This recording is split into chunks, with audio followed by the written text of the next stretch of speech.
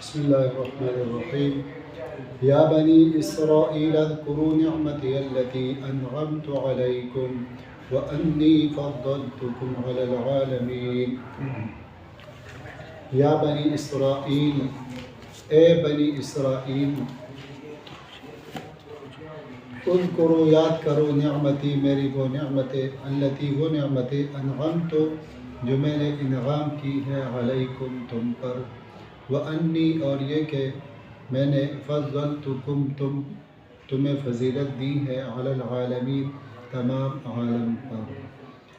اس آیت میں اللہ تعالیٰ بنی اسرائیل پر جو نعمتیں کی ہے اس نعمت کا ذکر کرتے ہیں، یاد دہانی کرواتے ہیں بنی اسرائیل کو۔ تو یہ یاد رہے کہ بنی اسرائیل اور یہودی یہ دو علیحدہ چیزیں ہیں۔ علیحدہ چیزیں کا مطلب کیا ہے؟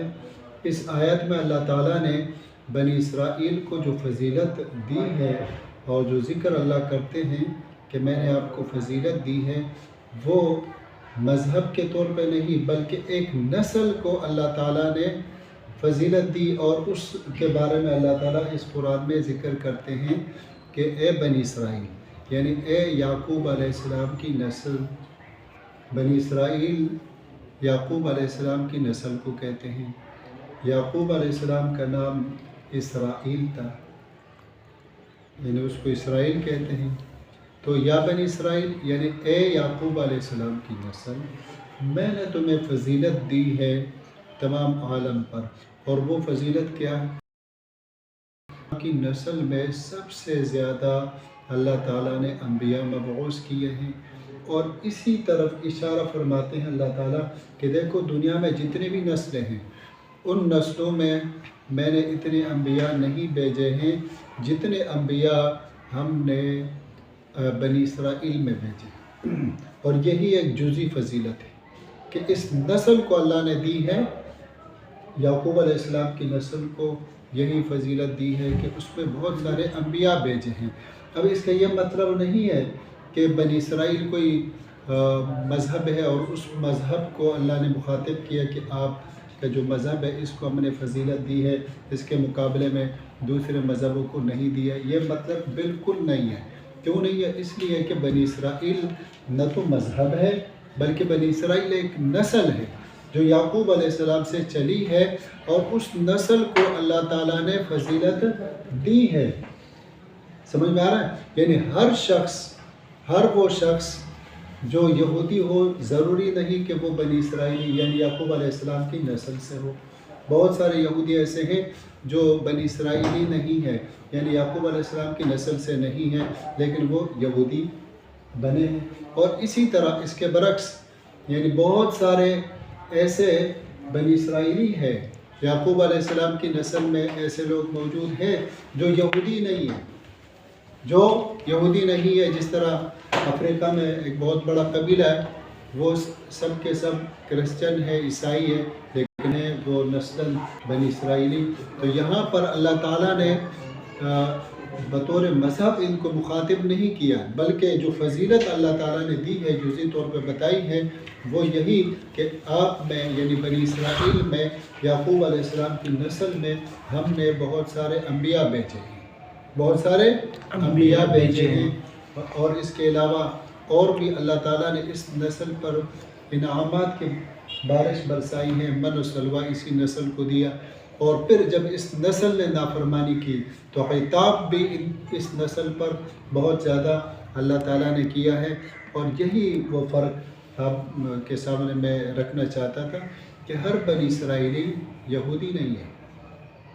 بہت سارے بنی اسرائیلی ایسے ہیں، یعنی یعقوب علیہ السلام کی نسل میں بہت سارے لوگ ایسے ہیں جو یہودی نہیں ہے بلکہ وہ عیسائی ہیں، یا بہت سارے ایسے بھی ہو سکتے ہیں کہ وہ مسلمان بھی ہو۔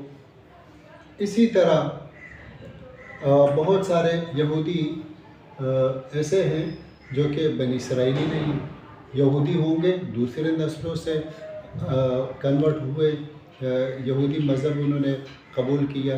یہ یہودیت مذہب یہ تو بعد کی پیداوار ہے، اور ان لوگوں نے بعد میں ایک مذہب بنا دیا اس کو۔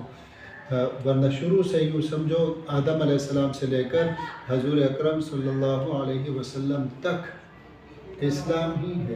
یعنی اسلام کا آغاز حضور صلی اللہ علیہ وسلم سے نہیں بلکہ اسلام کا آغاز حضرت آدم علیہ السلام سے ہوا ہے، اور اسلام کی تکمیل حضرت محمد مصطفیٰ صلی اللہ علیہ وسلم پر ہوئی ہے.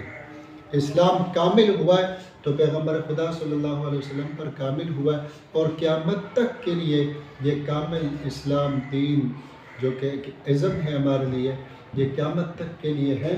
نہ تو یہ منسوخ ہوگا نہ کوئی اور دوسرا دین آئے گا. ٹھیک. چوتھا جی سوال یہ ہے کہ ہمیں معاشرے میں لوگ کمتر کیوں سمجھتے ہیں اپنے آپ سے کام؟ کس کو؟ ہم مدارس والوں. نہیں، وہ اصل میں جو انسان خود کمتر ہوتا ہے وہ دوسروں کو بھی کمتر سمجھتا ہے. عموماً معاشرے میں ہوتا یہ ہے کہ المرء یقیس علی نفسہ، ہر انسان دوسرے کو اپنے اوپر قیاس کرتا ہے. جس طرح خود ہوتا ہے ویسے ہی وہ دوسروں کو بھی سمجھتا ہے. تو جو انسان خود احساس محرومی کا شکار ہوتا ہے وہ دوسرے کو کمتر سمجھتا ہے. اور یہ آپ نے دیکھا ہوگا احساسی کمتری بھی حقیقت میں دو قسم پر ہوتی ہے. احساس برتری بھی کمتری کے ایک قسم ہے. احساس برتری یعنی وہ بار بار آپ پر جتلانا چاہتے ہیں کہ ہم بہت بڑے ہیں. حقیقت یہ کہ ان کی کوئی حیثیت نہیں ہے. وہ جتنا بھی پہاڑ پہ چڑھ جائے، بلندی پر چڑھ جائے تو نیچے سے وہ چیونٹی کی طرح چھوٹا ہی نظر آتا ہے. حقیقت یہ ہے کہ تمام انسان برابر ہے، اس میں کوئی بڑا کوئی چھوٹا نہیں ہے. اگر کسی کا کوئی ایک فیلڈ میں کوئی آگے ہے یا پیچھے، وہ ایک علیحدہ معاملہ ہے، کوئی نہیں سمجھتا. ٹھیک ہے، ایسا نہیں ہے. آپ سے یہ سوال کرتے ہیں کہ یہ جو شافعین اور حنفین ہیں یہ الگ الگ وقتوں میں نماز ادا کرتے ہیں، کیوں ادا کرتے ہیں؟ اس کی وجہ کیا ہے؟ شوافع حنفی ان کے نماز کا وقت ایسا کوئی علیحدہ ہے نہیں. صرف ایک عصر کا وقت آگے پیچھے اتنا زیادہ بھی نہیں ہے. بس ایک ہی حدیث ہے کہ جو سایہ مثلین ہو جائے تو اس کے حساب سے مثل اول میں امام شافعی رحمۃ اللہ علیہ کے نزدیک نماز عصر کا وقت داخل ہو جاتا ہے، اور امام صاحب کے نزدیک مثلین یعنی دو مثل کے برابر جب ہو جائے تو وقت داخل ہو جاتا ہے. یہ ایک ہی حدیث سے دونوں نے استدلال لیا ہے. بہرحال یہ ایک فروعی معاملہ ہے، اور بہتر یہی ہے کہ اتفاقی وقت پہ انسان نماز پڑھے تو وہ کامل نماز ہو جائے گی. یعنی حنفی وقت میں اگر انسان نماز پڑھے تو وہ تمام مسالک کے مطابق نماز ادا ہو ہی جائے گی. بات سمجھ آ رہی ہے؟ اتنا کوئی وہ مسئلہ نہیں ہے. استاد محترم لمانځه کې چې اول رکعت کې چې نیت ووته وي، اول رکعت کې عامه سپاره ووایي، او دویم رکعت کې چې راپور شو، دویم رکعت کې چې بیا مخ ته سپاره وایي یعنې کلامې ووایي، نو دا څنګه دی؟ بہرحال کوئی فرض نہیں، نماز ہو جاتی ہے. اگر میں ہے وہ پہلے پڑھ لی، اور وہ جو پہلے پڑھ